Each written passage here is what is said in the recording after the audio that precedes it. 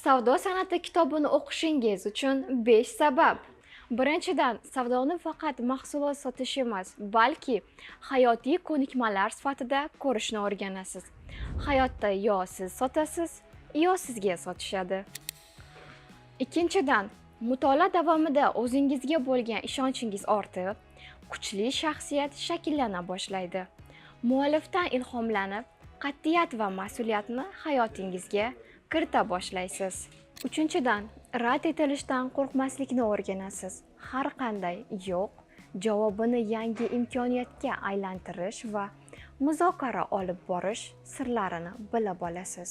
To'rtinchidan, quruq nazariya emas, real hayotda ishlaydigan amaliy strategiyalarni qo'lga kiritasiz.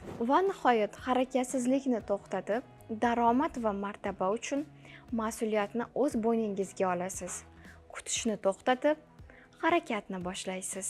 Kitob sodda, tushunarli va amaliyotga asoslanib yozilgan. Mutolaa qiling va haqiqiy savdo qanday ekanini bilib oling.